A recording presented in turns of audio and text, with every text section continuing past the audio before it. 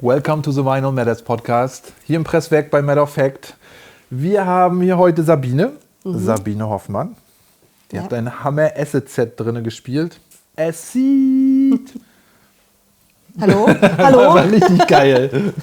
Habe ich richtig gefeiert. Das freut mich. Ich war in meinem Kämmerchen und habe dann immer, oh, wie der so 909, nee, 808. 303, oder? 303 und 808. Die 808, diese heftige, tiefe Kickdrum, die kennt man von Weitem.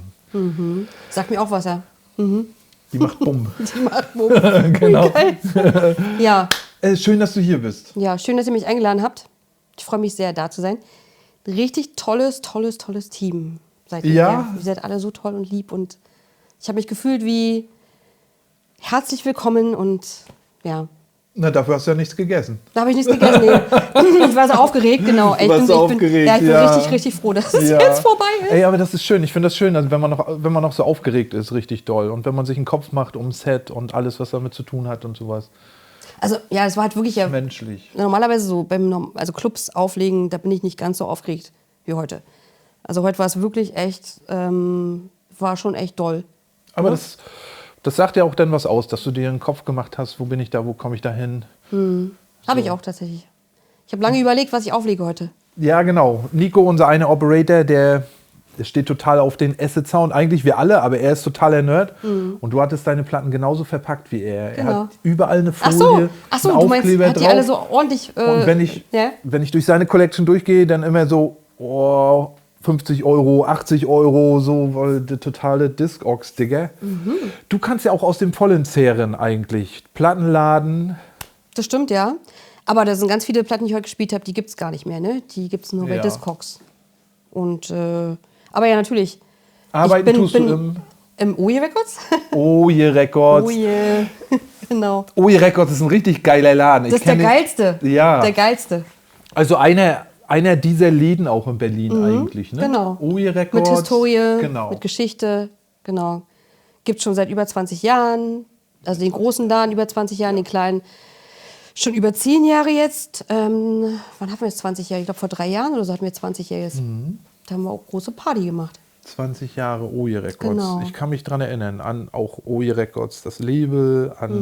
Genau. Und das war auch immer so, ey, meine Platten stehen bei Oje Records und Oje Records meldet sich nicht und so. Und ja, es gab immer, als Label gab es immer ein paar Läden, da hätte man gern die Platten gehabt. Aber ist natürlich klar, dass ein Plattenladen nicht alle Platten nimmt, die auf dem Markt sind. Nee, können wir ja auch gar nicht. Nee, So, ist und ja gar auch nicht möglich. selektiert und alles sowas. Ne? Genau. Und, Ich kann auch gar nicht alles anhören, was genau. ankommt. Geht gar nicht. Das geht gar also nicht. ich versuche schon echt viel zu hören, viel zu checken. Aber am allerliebsten kaufe ich tatsächlich von den Menschen direkt. Halt, ne? Ja. Also jeder, der zu mir im Plattenladen kommt und sagt, er möchte keine Platte verkaufen, an mich, da würde ich, glaube ich, niemals sagen, oh nee, nehme ich nicht. Weil ich die halt gerne supporten möchte. Ne? ja, und der direkte Kontakt zu den Leuten, direkter Support. Ne? Genau. Also ich kenne das auch noch. Wir machen ja auch schon ein bisschen länger Vertrieb. Und dann früher haben dann die Leute gesagt, ja, wenn ich da selber hingehe, dann nimm die mir meine Platten. Ich so, ja, weil es einfach der direkte menschliche Kontakt ist. Genau. So haben die nur einen Newsletter und haben wahrscheinlich 100 Newsletter am Tag und selektieren und gucken und man kann ja auch nehmen das Beste. Man kann nicht mit jedem Distributor auch arbeiten, ne? Genau. So viele. Ja. Wir sind einfach so ein kleines Team. Ja. Wir müssen ja jetzt auch welche raussuchen. Jeder von uns hat so einen. Oh, okay, Tinko hat ein bisschen mehr, mein Chef, aber genau, auf den wir halt spezialisiert sind, wo wir regelmäßig bestellen. Und du kannst ja nicht irgendwie alle Platten, die auf den Markt kommen, geht gar nicht. Nee, das geht gar nicht. Nee. Ich habe jetzt letztens mit jemandem gesprochen, der meinte, alleine im Major-Bereich kommen 350 Platten die Woche. Nur im Major-Bereich. Wahr? Ne? So. Krass. Also Wow. Das ist alles, eine was Menge. an Jazz neu gepresst wird, neue Alben von Singer-Songwriter, Metal, Punk, Hip-Hop-Sachen und so. Das Krass, ist kaum wusste ich gar nicht, dass so möglich. viel ist, ey. Ja, es ist unglaublich. Wir haben ja auch alles, weißt, wir haben Techno-House, klar, auf der einen Seite, und wir haben ja auch Hip-Hop, Jazz, Disco, Elektronika, Ambient, wir haben ja wirklich so alles, Afro, also wir sind ja wirklich so krass bunt aufgestellt, daher. Wir Ja. kommen mal vorbei, haben wir schon gesagt. Mit Sören, unserem genialen Kameramann, machen wir Mit mal dem schön. Genau, der sich immer hinter der Kamera versteckt. Der ganz liebe, nette junge Mann, der da Ja, sitzt, genau. genau. Ja, ihr seid herzlich willkommen, ne? Ja, Wir ey, beide. sind wir auch gespannt drauf. Produzierst du selber auch? Nee, produzier Nee. nicht. Dann reden wir über das DJ-Dasein so ein bisschen. Ich bin sogar gelernte Tontechnikerin, also Audiotechnik, Audioingenieur, also an der SAE, aber nee, ich bin... SAE, Audio SAE habe ich Engineering. gemacht, genau. Ja, wollte ich immer, war immer ein Traum, konnte ich Ist mir auch nie super. leisten. Ich war halt arbeitslos und hat das Arbeitsamt gesagt, Hammer. Sabinchen, komm hier, zack. Haben Und sie ich gemacht, alles ja? klar, haben sie gemacht. Ja, das genau. ist genial. SAE. Es war eine richtig tolle Ausbildung, also ich fand es wirklich toll. Also, Warst du direkt auch dort? Genau. Wo genau. gibt's in Berlin? Gibt es in Berlin, genau. Weil früher gab es das, glaube ich, nur in Amsterdam. Nee, das sind immer alle nach mittlerweile Amsterdam, überall, SAE. Ja, ey. okay. Ich glaube, es gibt es sogar in Australien, gibt es das, in London. Ja, genau. Das ist richtig krass breit aufgestellt. Da hatten wir auch 2 dicke, fette Neves zu stehen halt, ne? Ja, schön. So, da kannst du schon echt, und du hast halt alles. Ja. Du hast Döpfer, übelst viele Die Modularsysteme. genau. Oh, schön. Ja, ein Traum für jedermann. Übelst viele Synths, also du hast alles. Und dann im elektronischen Bereich so?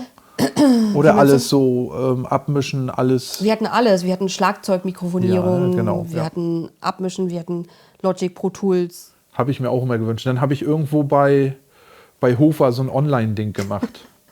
Hat mich auch ein bisschen weitergebracht, weil dann hast du was eingesendet und hast von denen direkt so ein Feedback gekriegt. Die haben dann seine Tracks angehört und gesagt, hey, hast du schon gut gemacht? Also hast richtige Aufgaben gekriegt, Spuren gekriegt, dann musstest du damit arbeiten und sowas. Das war eigentlich auch echt cool. Aber preisintensiv nehmen die das natürlich immer vom Obersten. Total, dann, ne? Dass man SAE dann, ist auch teuer, glaube ich. Genau. Also ich glaub, das und ich habe damals lieber Platten gekauft. Ja, das kann ich nachvollziehen.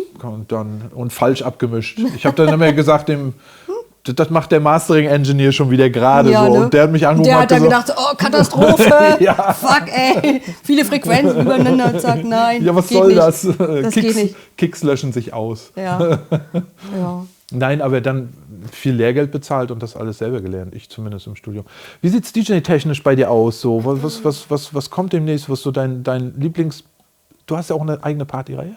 Ja. Also ich habe sogar 2 Partyreihen. Ja, okay, erzähl. Also die Dub Nation, ne, die haben wir gerade erst letztes Jahr gestartet mit dem Kenneth zusammen. Dub Techno, Dub House, darauf spezialisiert. Im Blank. Im Blank war das, Lief genau. die, ja. Sonntags tagsüber, genau. Beim ersten Mal hatten wir Luke Hess und Deadbeat dabei. Genial, ja, Urgesteine. Genau, und beim zweiten Mal war es Steve O'Sullivan mit einem Live-Set. Auch total War cool. echt super, aber schöne Atmosphäre, Sonnenschein draußen. Das war Ich schon meine, mehr echt- geht ja nicht als Steve Nee. O'Sullivan dann, ne? Auf Er dem hat super Sonntag. nette Menschen, Ja. super geiles Publikum. War schon echt schön. Genau. Ja, und dann Frauengedeck halt. Ja. Da habe ich jetzt 5 Jahre Pause gemacht. Und dieses Jahr fangen wir wieder an. Schön. Genau, also wegen Corona. Ja. Wir waren ja voll im Lauf. Und dann kam Corona. Und dann war das irgendwie so geblockt alles. Wir hatten auch echt viele Partys geplant schon, die wir nicht machen konnten. Ja, und dann ging das irgendwie nicht weiter. Und jetzt dieses Jahr habe ich gedacht, so Mensch, vielleicht fangen wir nochmal damit an. Ja.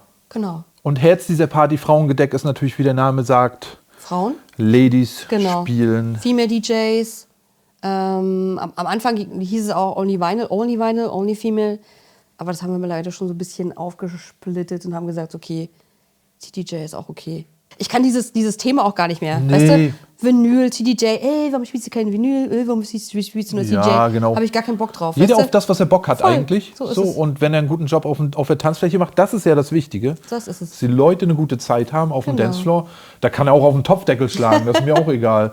Na, bei manchen Partys geht das auch, ne? So geht's, ab genau. morgens um 8 so, bum, bum, bum, bum, bum, im Chor.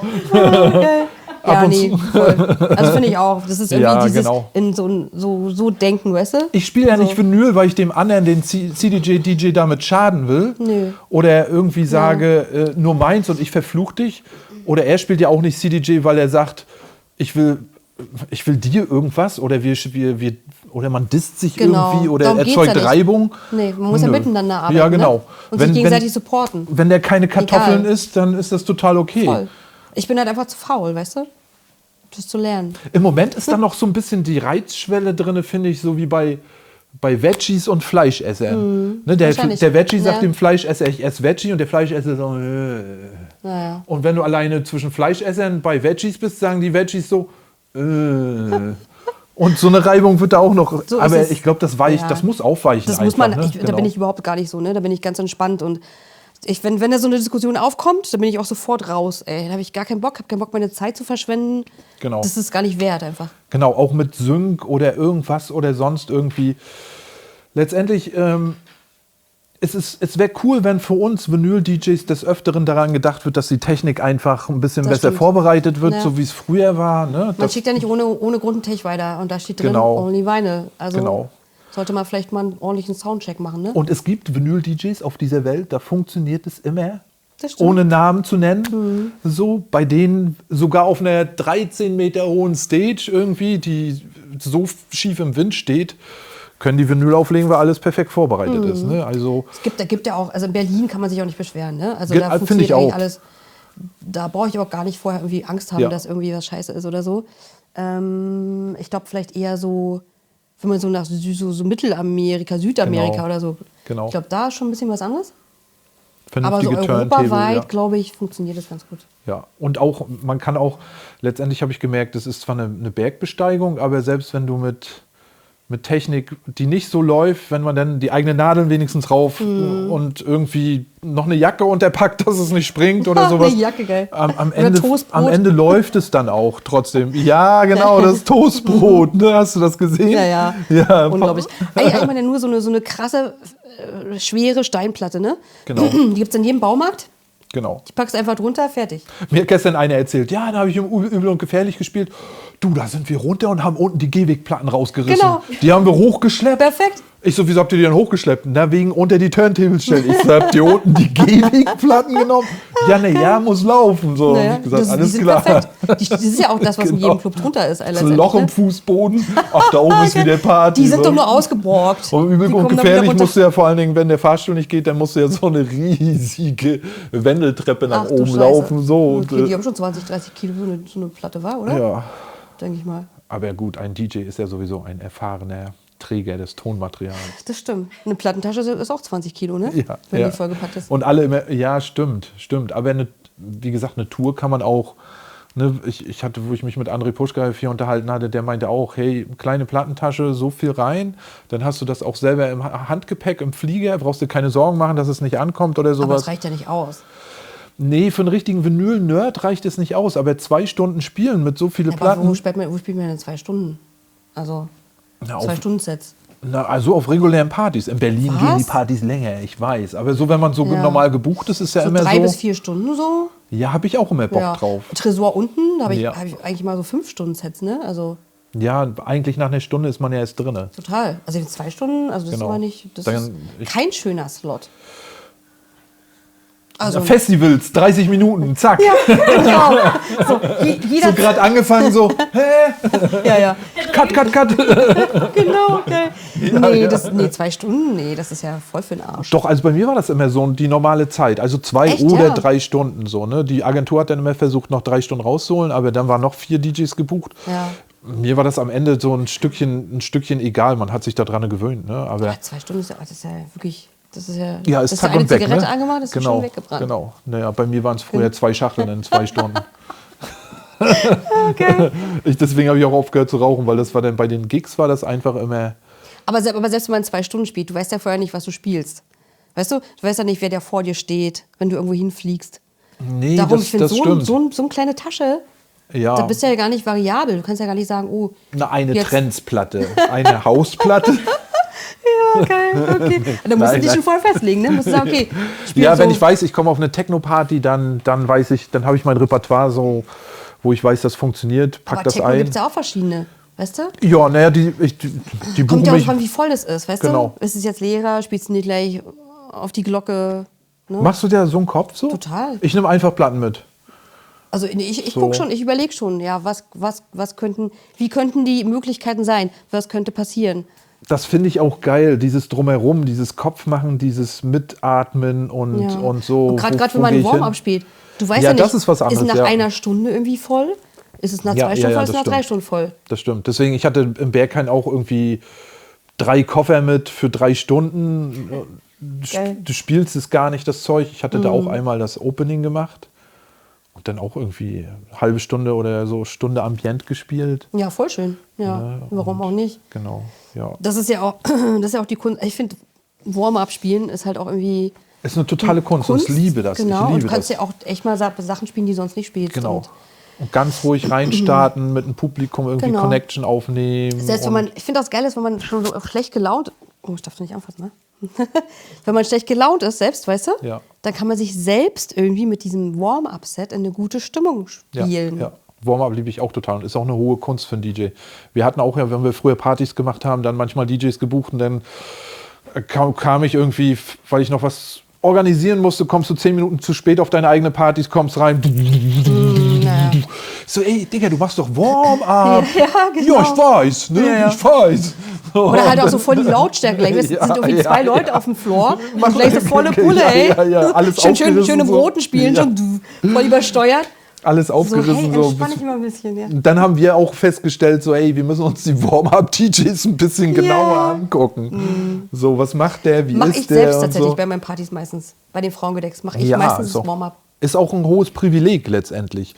Ist es für auch. jemanden dann vorzubereiten, für jemanden den Floor zu öffnen und sowas. Ja. Und für den, die Leute zu einem Energielevel zu bringen, aber dann wieder komplett rauszunehmen und für den Headliner praktisch so ein Stückchen vorzubereiten, dass die da noch wirklich alles geben können dann. Ja, Ne? finde ich auch. So, ich meine, auf manchen Partys können die bis zum Schluss alles geben, aber wenn du so Events hast, die dann auch einen Cut haben um eine gewisse Uhrzeit. Ne, Du meinst, dass die dann irgendwann aufhören einfach?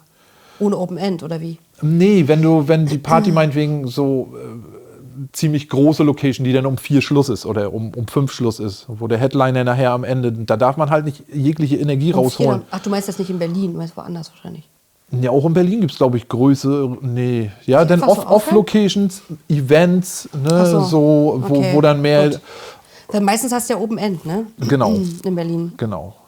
Du weißt ja nie, Dann ob. ist der DJ alleine im Club zum Schluss.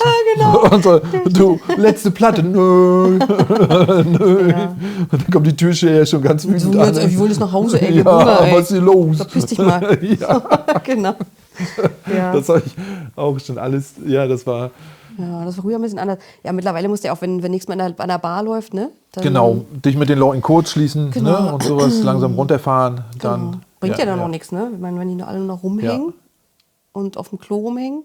Ich meine, Berlin ist halt was komplett Eigenes, ne? Das habe ich auch immer stimmt, so Das ist ein geliebt. bisschen was anderes, ja. Dass die Partys dort sich, ich rede jetzt hier so von Events, aber in Berlin tun sich die Partys eigentlich schon komplett sich selber definieren. Jede einzelne Party, so, dass du nie weißt, wann fängt die Party an, wann hört sie auf, wann Stimmt. gehst hin, gehst Clubabhängig. raus, gehst zum nächsten Club. Stimmt, also Berlin ist schon sehr, sehr colorful. Ja, genau. Gibt es halt alles, ne? Genau. Ich meine, kurz auch bei, ich will das nicht sagen, es gibt so eine Seite, da sind alle Events gelistet, ne? Und dann Ja. sind halt einfach mal an einem Tag, da hast du da irgendwie 60, 70 Clubs halt. Ja, ist unglaublich. Das ja. ist krass, oder? Aber es lichtet sich ja langsam, ne? Das ganze das stimmt. Clubsterben Ja. und so. Und Ja, vielleicht muss das auch jetzt einfach mal sein, weißt du? Vielleicht müssen auch ein paar wegfallen, dass die dann noch da sind, halt auch wieder so ein bisschen aus dem Ja. Vollen schöpfen können. ich meine, es ist in anderen Ländern genauso. Ne? Wo hatte ich jetzt gelesen? Ich weiß gar nicht, wo das war, in Zürich oder sowas. Da machen die jetzt auch Closing Party, riesengroßer Club. Ach echt, ja? Ja. Hive? Nee, wo der Jimmy Jules immer aufgespielt hat. Zukunft? Zukunft macht zu, ja. Ach, genau. echt? Und da machen die ein Closing-Event noch ein ganz langes. Ach, und er hat krass, ein langes macht der schon Posting. ewig auch, ein langes Posting gemacht und so, weil ich ihn auch gut kenne. Und dann hatte ich mir das durchgelesen und er meinte auch, das ist eigentlich der Club, der mich groß gemacht hat und meine Kinderstube und sowas. Ne? Krass, das ist aber anscheinend auch nicht in Berlin nur, ne? Ich glaube, es geht. Ja, genau. Es geht hin zu Groß-Events, wo die Leute 300 € bezahlen müssen für eine Eintrittskarte. Da haben sie zwar Nur noch viele krasse Headliner, ne? krasse Headliner von der ersten bis zur letzten Sekunde, irgendwie Blitze, PAs, die monströs sind und sowas. Also so Blockbuster. Die Leute gucken ja. keine Kultfilme mehr, sondern sie gucken nur noch, deswegen geht ja auch alles auf Serien jetzt beim Streaming. Das ist so schade, dass Serien die- und alles muss knallen, schnell, Naja.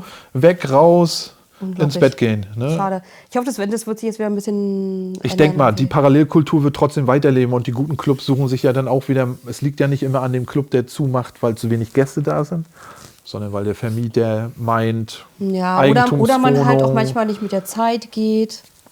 Das Genau. Booking auch nicht so anpasst, Genau. ne? Finde ich auch. Genau, oder der Mietvertrag halt, wie gesagt, nicht verlängert wird, oder? ja. Und die sich dann Parallellocations wieder suchen. Das stimmt, ja. Ne, guck mal, der Tresor hat ja auch eine starke Downphase gehabt, so, als sie dort reingezogen sind. So habe ich das wahrgenommen.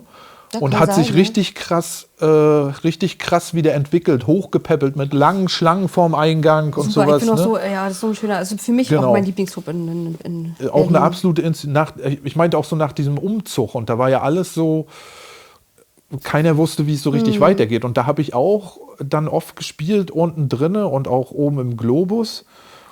Und man merkte, dass das alles noch in der Entwicklung ist. Das war kurz nach der Wende, ne? Ja, nee, auch nach dem Umzug vom alten Tresor in dieses neue Kraftwerk. So.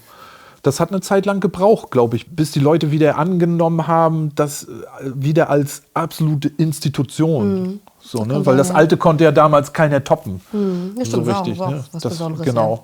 Das wird auch nie wieder so sein, ne? Das Ja. kannst du einfach nicht. Ich weiß noch. Auf diesem Parkplatz, dann E-Werk und Tresor, konnte man ja immer hin und her pendeln. Ein Tresor und dann, ihr kommt hier nicht rein, ins Auto zurück, Underground Resistance T-Shirts angezogen, wieder davor, kommt rein. Echt, ja? Ja. Hat echt das T-Shirt gewechselt, ja. Okay. Weil das hat so Umzieh-T-Shirts, falls man durchgeschwitzt ist und sowas. Oder, ne? Ja. Und dann da drin aber auch Sven Feth und sowas erlebt im Globus, so eine legendären Partys dann, ne? Auch zu Love Parade dann, seine legendären auf dem Tresor. Wagen? Ja, und vorne der Tresorplatz, seine legendären 8-Stunden-Sets da irgendwie. Ja, das war Auf jeden Fall eine sehr, sehr schöne Zeit, definitiv. Auf jeden Fall. Ich meine, die kommen ja auch immer wieder, ne? Voll. Was man draus macht. Es ist ja auch immer noch alles toll. Ne? Ich will ja nicht sagen, dass alles richtig scheiße ist. Ja? Und man kann auch nicht allgemein sagen, ey, all die ganzen neuen DJs sind alle so scheiße, weißt du, das kann ich halt auch mal nicht ab. Dieses immer so abgehate so. Es gibt so viele tolle, neue, junge, frische Talente. Ich muss mich persönlich ein bisschen daran gewöhnen, dass nach der Pandemie auf einmal das so komplett explodiert ist. Dass du Flyer gesehen hast, da kanntest du keinen drauf, niemanden. Oh, krasse DJ-Namen halt so, ne? So DJ Paypal oder wie die alle heißen. Oder keine Ahnung. Die hatten aber in der Pandemie super viel Zeit. Zum Produzieren, ne? Ja, und was für sich zu entdecken. So, oder gut zu werden oder in den Startlöchern zu stehen. Stimmt, ja. Und also es gibt auch tolle neue Genau, DJs. Ne? genau. Es gibt Also nicht nur, weil es gibt auch, ich finde so ältere DJs halt, die immer so rummeckern die ganze Zeit, weißt du so? Und so die das neue ist so wie Generation Oma ist so meckert scheiße. über die sitzen Jugend. So am Fenster auf so einem Kissen so, die sind alle so ja, genau. So, weißt du? Die hämmern da einen ab und sowas. Aber hey, wenn ich meinen eigenen Sound spiele und den auch verteidige, dann wieso meckere ich denn über den anderen? Weil das ist ja sein Sound, was er spielt. Total. Man muss sich auch ein bisschen entwickeln, weißt du? Wenn man immer den gleichen Sound spielt, den man vor 20 Jahren gespielt hat, dann funktioniert es halt einfach nicht. Oder man geht halt einfach raus, wenn derjenige auflegt. Genau. So, und geht beim nächsten wieder rein. Aber das ist ja bei Kunst auch so. Das sieht dann, man guckt sich die Kunst an und sagt so, ist nicht so mein Ding. Ja. Aber wie hat mein Kunstlehrer früher immer gesagt, es gibt kein Schlecht und es gibt auch kein Gut. Es gibt immer ein Warum finde ich es so und warum empfinde ich es so. So, ne? So. Und da hast du recht. 170 BPM. Schön. Ja, Hardcore auf die Schnauze. Ja, ne? Das hat auch alles seine Existenzberechtigung. Techno und Haus ist immer da. Es gibt ja auch ganz viele Fans, ne? Ich meine, die sind ja nicht ohne Grund da, wo sie sind. Es gibt ja auch anscheinend Leute, die das ganz toll finden. Genau. Ne, und es lässt auch in kurzer Zeit viel Energie raus. Und es ist ein Puffer für die Gesellschaft. Das ist einfach was. Ja. Aber es gibt ja auch junge DJs, die nicht sowas auflegen, sondern die qualitativ. Genau. Ich will es gar nicht sagen, qualitativ hochwertig, weil es ist ja auch wieder so eine. Jeder sieht es halt anders. Betrachtungssache. Genau. Ne? Aber es gibt auch ganz viele tolle DJs. Mitsubasa zum Beispiel, kennst du das Label? Ja, genau. Es gab mein Lieblings-Techno-Label. Wir haben auch mal eine gepresst hiervon. Ja? Ja. Ach stimmt, die habe ich sogar die Testpressung bekommen hier von Matter Effect. Genau. Eine haben wir hier, glaube ich, gepresst. Dann sind die zum Presswerk gegangen. Ein anderes. Wir sagen nicht aber welches. Es hatte keinen Qualitätsgrund, sondern es ist einfach, wenn man um die Ecke gehen kann, seine Platte abholen, dann ist das ein bisschen was anderes. Ne? Stimmt, ja. Das ist alles, finde ich auch total gut. Lokale Produktion und sowas Total. alles. Aber letztendlich stehen wir hier für Qualität. Und Herz. Genau. Es ist so, wir arbeiten ein bisschen anders unsere Platten ab hier als das heißt. Aber ich wollte bloß sagen, die sind halt jung, frisch, innovativ. Und also für meinen Geschmack, sagen wir es so, halt auch einfach qualitativ hochwertiger Techno. Genau. Schnell, aber ohne jetzt nichts mit fancy oder irgendwie sowas. Genau. Ne? Sondern Nicht so trendy und so. toolisch. Dub-Techno. Genau. So alles auf, wo ich in meinem Alter gedacht hätte, ist jetzt 33, 45 vertauscht? Oder Geil. Ja. eine gute Platte schnell gespielt. Ja, genau. Du musst die auch manchmal ein bisschen runterpitchen, Ja, genau, dass wir jetzt reinpassen. Aber, das war aber früher auch so, ne? Mit den Ben Sims Scheiben. Ja. Und das ist jetzt voll langweilig, voll langsam. Ne? Genau, Ja. ne? Und ich hatte früher auch Shirts mit 45 RPM und sowas, ne? Da war irgendwie alles immer am Anschlag. Und es waren auch die Dance-Zeiten. Das stimmt, ja. Aber nee, die sind schon, supporte ich. Mitsubasa. Also Planet Rhythm natürlich, ne? Ja. Geht auch immer. Ja, genau. Da habe ich auch ganz viel Zeug Das ist auch genauso schön toolisch. Genau, die machen Ja. haben ja auch so ein Dub. Ja. Wie heißt denn das nochmal? So ein Sub-Dub-Techno-Label. Haben die? Also hat schnellen Dub, ne? Ja. So halt Ja, neu. das meinte ich vorhin, so das Neue, so, wo man denkt, so, ist doch eigentlich für 33, 45 vertauscht, so, aber genau. Aber da gehe ich zum Beispiel mit und ich finde das auch geil, weißt du? Es gibt ja auch so eine Haussachen. Genau. Jetzt, ne, die ganzen ziemlich Running-Back-Sachen zum Beispiel sind auch alle schnell und ruppig sind Genau. und Das aber hat alles ein bisschen schneller, aber trotzdem schön. Genau. Also gibt auch schnell und schön. Auf Nicht jeden nur Fall. schnell und scheiße. Dub ist schön. Auf jeden Fall. Ich bin totaler Dub-Fanatiker. Fadi Mohn zum Beispiel, ne? Der macht auch gerade ganz viel Dub. Finde ich auch schön, was er macht. Ich weiß gar nicht, wie das Label heißt. Der hat jetzt Dub die Dub. Dub. Aber ich glaube, das vierte Release ist auch so ein Dub-Techno. Genau. Ich bin halt ein großer Dub-Techno-Lover, ne? Ja, ich auch. Ich bin auch immer ich versuche das auch zu produzieren. So. Du versuchst es zu produzieren. Ist auch geil, ey. Achso, ich habe nachher noch einen Stapel Platten für dich. Was? Ne, genau, ja.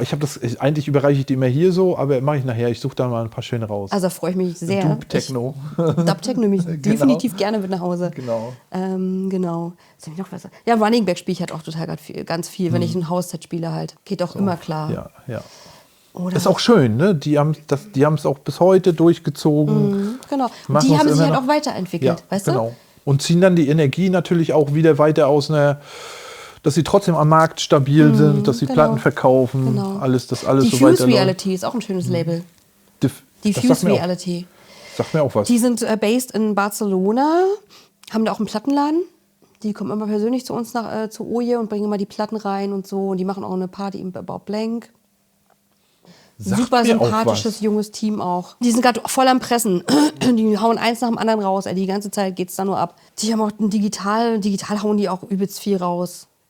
Also da kommst du gar nicht hinterher. Ich meine, digital ist ja eh nicht meins, habe ich ja keine Ahnung, was die da machen, aber ich weiß, dass die da viel raushauen. Da braucht man halt viel Content. Genau, die haben auch super viel Content. Genau.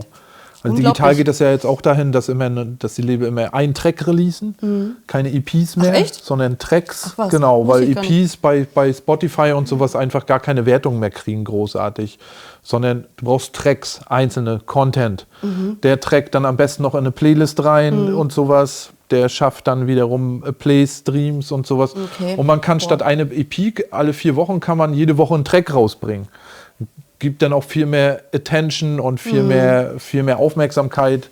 Geht ja völlig an mir vorbei, Nö, ne? ich mache auch Spotify habe ich keine Ahnung. Ich mache auch einfach viel oder jetzt Klaus Bachau hat bei uns jetzt hier seinen Psycho-Thrill machen wir auch und dann so Mini-LPs ne, mit jeweils 3 oder 4 Tracks pro Seite.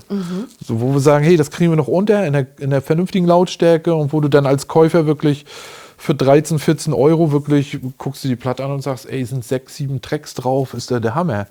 So, und nimmst dann wirklich wieder was mit. Also man nicht mehr so genau oft, dagegen, wieder dem Käufer auf Vinyl was zu bieten. Überleg mal, früher, da war eine Seite irgendwie so ein 10-Minuten-Track, weißt du? Jetzt hast du 3 Ricardos Seiten waren immer 18 Minuten. 18 Minuten auf Ja, einer Seite? wir haben schon mal- Das ist aber nicht qualitativ nicht gut dann, oder? 18 Ja, das Minuten? muss dann schon, und Cut-Engineer Andreas von Schnittstelle hat dann schon gesagt, den muss ich dann nochmal nachmastern, weil wenn ich den master dann und selber auch cutte, dann geht das? kriege ich da alles rausgeholt. Dann gucke ich wirklich, mache einen Probeschnitt Also und geht sowas das? 18 alles. Minuten geht, ja? Okay. Ja, aber ist nicht natürlich. Ne? Und da Nicht muss natürlich. aber da muss der Cut-Engineer wirklich fokussiert dabei sein, sich das Ding angucken, Probecuts machen, ganz dicht ans Label schneiden auch. Und dann hast du da immer noch vernünftige Lautstärke. So. krass. Ne? Wenn die nehmen das halt auch, er meint auch, ich nehme das als Herausforderung und um da vernünftige, das war sogar mehr, es waren glaube ich 21 Minuten oder so. sowas. So, 21 ja, Minuten? er wollte ihn auch nicht kürzen. Oh, das ist aber eine schöne Pinkelplatte, ne? Ja. Dann kann man schon mal schnell. Ja, da schnell da kann man auch den Döner essen. Döner essen, wo ist man noch Genau. die Grundlagen des Lebens, die Nach Hause, Lebensansichten Buch diskutieren. lesen. Genau. Da kann man mal schnell mal Hallo sagen und ein bisschen Und das sind schnacken nachher die nebenbei. Platten, wenn du dann auf Tour gehst und davon 5 Stück hast. Da brauchst du nicht Selbst mehr, ein ne? 3-Stunden-Set. Ich spiele nur den ersten Part, den zweiten, den dritten. So. Geil. Die haben auch eine ewigkeitenlange Entwicklung, diese Tracks, bis die reinkommen. das stimmt. Aber wenn man die dann mal hört im Auto.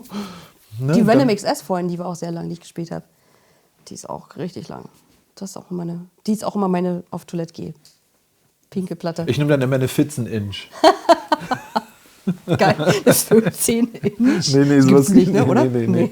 Wollte ich mal, haben wir mal gedacht, oder würde dann- auch ein guter Freund von mir meint dann auch immer so, hey, mach mal eine 9-Inch oder eine 11-Inch, aber da müsste man echt die ganze Das Maschine funktioniert, für glaub ich, umbauen. nicht. Ja. Das gibt's, also gibt's ja Echt, 10-Inch gibt's? und Ja? du kannst es machen. Tennis so. weiß ich, dass es gibt, ja. Aber wir bräuchten hier Equipment, bestimmt Aber neues meinst du, das Equipment für würde sich gar 20. nicht verkaufen, oder? Meinst du, sowas würde jemand kaufen? 9-Inch?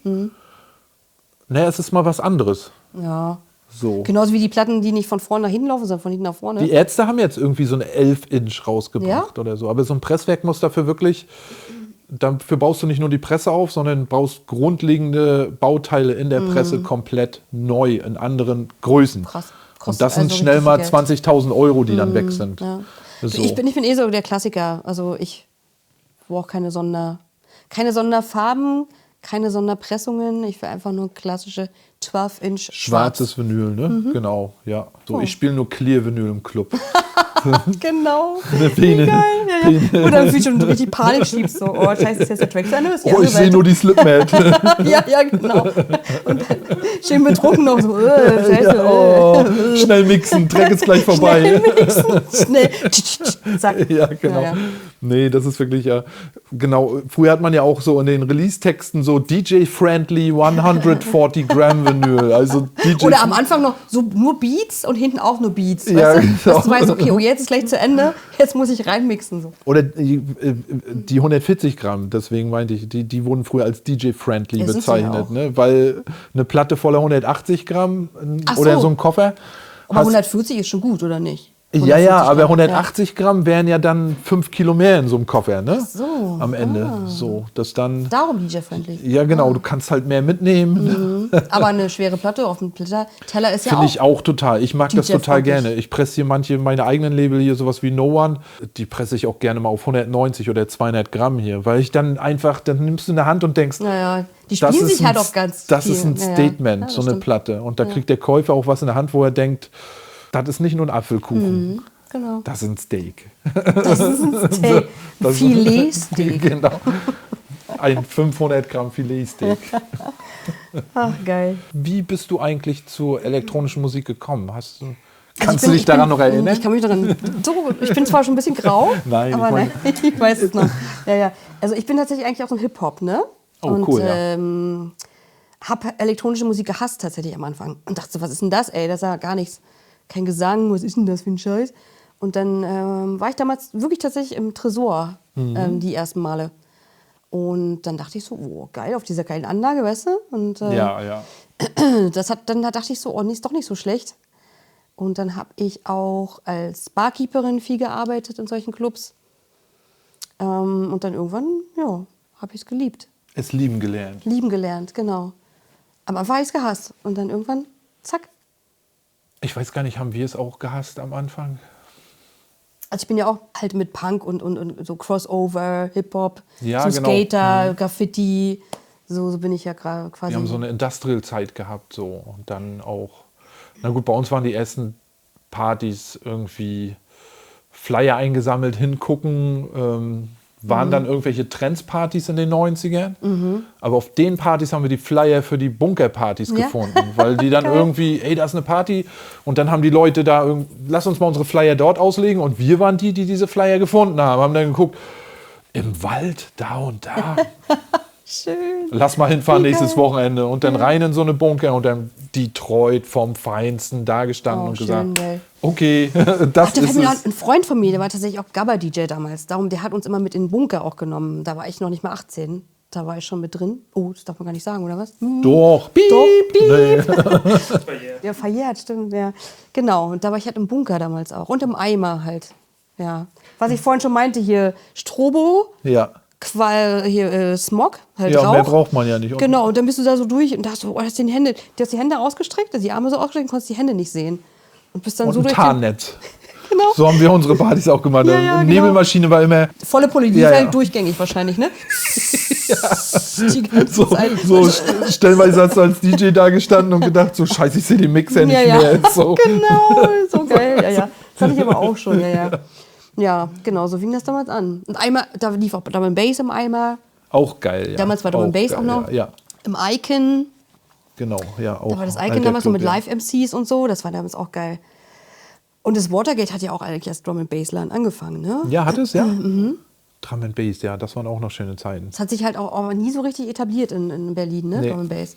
Nicht so wie Keine in Ahnung, London warum. oder irgendwie Genau. sowas, ne? Wo Und das, dann ist es so geil, ich verstehe Ja, das gar nicht. ja. Ich habe damals sogar überlegt, bei mir war damals die Entscheidung Drum and Bass DJ oder Techno House DJ. Das war damals so, was mache ich? Habe mich anscheinend für die richtige Seite entschieden. ich habe da auch, wie hießen die, LDJ Buchem und Metalheads und Chemistry and Storm und sowas, ne? Diese ganzen wunderschönen Sachen. Ronnie Size Ja, genau. und so, ne? Das kenne ich auch alles genau. Goldie spielt ja jetzt auch voll viel, ne? Der ist so voll am Start, ey. Ja. Gerade auch in Berliner Clubs halt, ne? Ja, echt. Ich glaube mit dem DJ Bone mal zusammen oder so. Techno dann. Genau. Ja. Ich weiß gar nicht, ob die Techno spielen, gute Frage, aber DJ Bone spielt ja Techno. Ich meine, Drum and Bass lässt sich auch wunderbar auf schnellen Techno mixen, ne? Wahrscheinlich. Weißt du was, die ganz viel zusammenspielen, DJ Bone und Goldie. Echt, ja? Mhm. Ja. Und der spielt jetzt aber auch wieder im Gretchen irgendwann, habe ich schon gesehen. Goldie. Im Gretchen jetzt. Ja. So eine Metalheads-Party ist da. Ach, müsste man auch mal. Genau, Gretchen ist wirklich das einzige, glaube ich, der einzige Drum and Bass Laden in Berlin. Ist es, Wenn ja? ich jetzt mich nicht täusche. Vielleicht erzähle ich auch Scheiße. Gibt es noch einen Drum and Bass Laden in Berlin außer Gretchen? Genau, packt's in die Kommentare. Wer es rauskriegt, der kriegt eine Platte. Eine Platte ist voll gut. Ja. Habt ihr Drum and Bass hier? Habt ihr Drum and Bass Du, wenn ich gepresst? jetzt gepresst glaube ich noch nicht. Auf der Muna Compilation, da waren. Ja, aber kein direktes Drum and Bass Label oder sowas. Das glaube ich nicht. Müssten wir auch mal ein paar Drum and Bass DJs holen hier. Oh ja, ich bin ja voll der Fan, ne? Ja. Tatsächlich. Ich verstehe es auch nicht, dass es nie angekommen ist, ne? Das ist unglaublich, ey. Vielleicht sind wir Deutschen oder so ein bisschen zu steif dafür oder sowas. kann sein. Die haben natürlich eine ganz andere. Naja, da muss man ein bisschen anders tanzen, da muss man ein bisschen seine Ja, auch Hüfte schwingen. England mit dem ganzen mit dem ganzen Ska, Reggae, Dub, Garage. Das war auch immer schon alles irgendwie Ja, das ein stimmt. Stückchen diverser und auch. Ich wundere mich dass nochmal diese Elektro nochmal zurückkam, ne? Das ist ja auch schon viel zu ungerade Ja, für genau. die Deutschen. Genau. Nee. Genau. Das stampft nicht so Ja. vor Du musst sich. halt tatsächlich auch, wenn du in einem Berliner Club spielst und du spielst so ein 100% Elektroset, dann verlierst du irgendwann die Leute, ne? Ja. Merkst du richtig, dass die keinen Bock mehr haben, weil es denen zu anstrengend ist.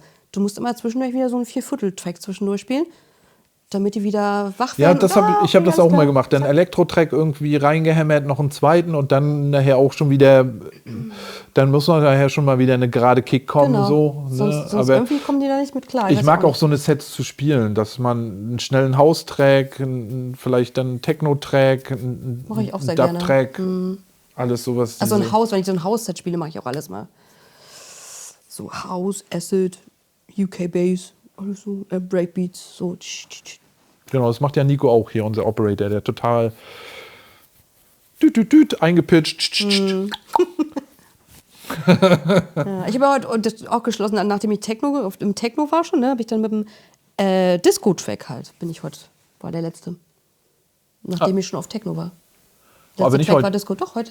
Heute war ein Disco-Track der letzte? Acid Disco. Disco Acid? Ja, aber ja, für mich war das so Chicago House, ne? Chicago. Nee, ist eigentlich ein Disco-Track. Ja, Mhm. Athens of the North den muss ich mir ist ein nochmal anhören. klassisches Disco-Label.